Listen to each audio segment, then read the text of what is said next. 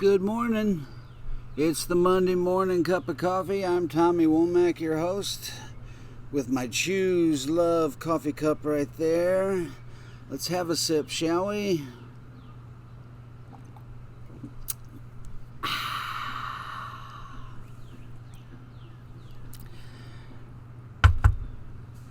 Been a tough couple weeks. The loss has been immense.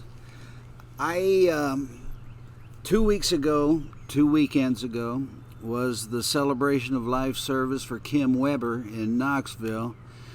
She was my manager at one time, and I sang at the service. R.B. Morris sang, Phil Fusen, some other people that Brian Walschlager, I think. So we lost Kim, and she had a 21-year battle with MS, 23 years actually. We lost her. The Celebration of Life was several weeks after her actual death. So that was 2 Sundays ago, or Saturdays.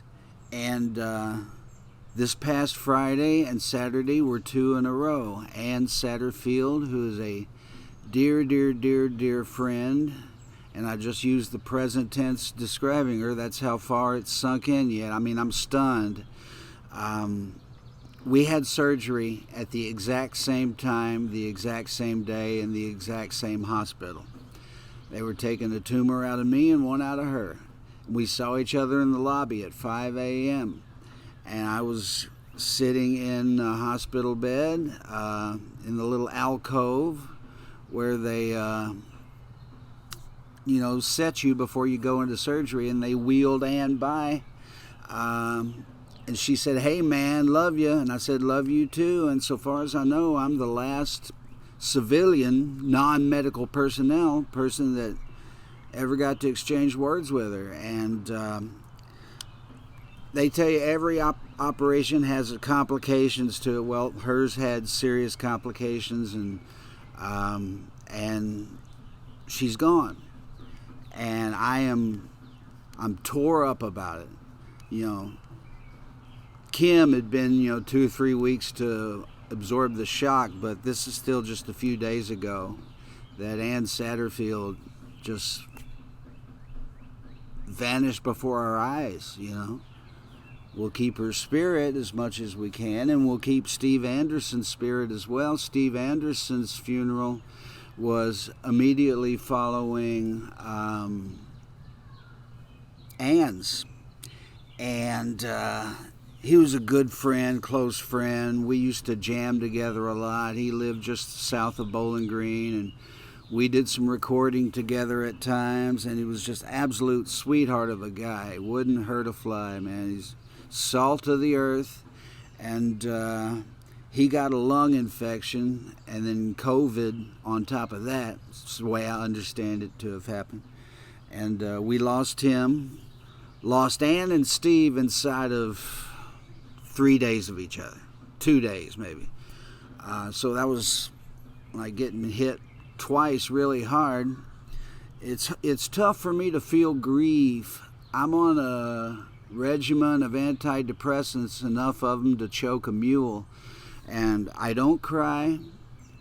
I get sad. I feel contentment. I feel joy. I feel fear, but not as extremely as I once did.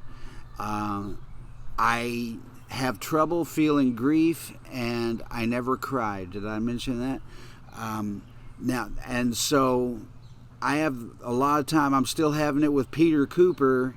That is he really gone? Are these people really gone? Aren't they going to walk in the door again next September or whenever? Aren't I going to run into them again? It's weird for me to try to process that.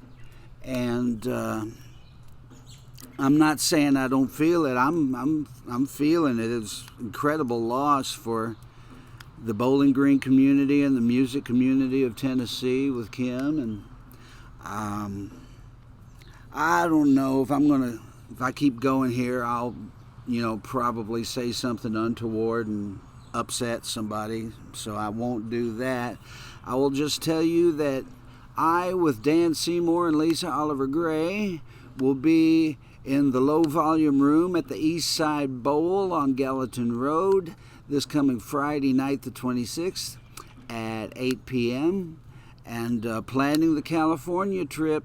Got 5 dates so far, looking to fill a couple of others, and that'll be in June. More about that, late June, more about that later.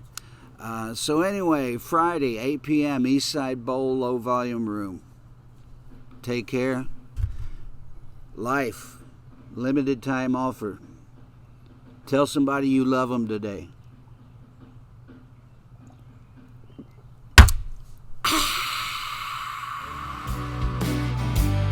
You got your problem, I got mine too. Let's focus on mine.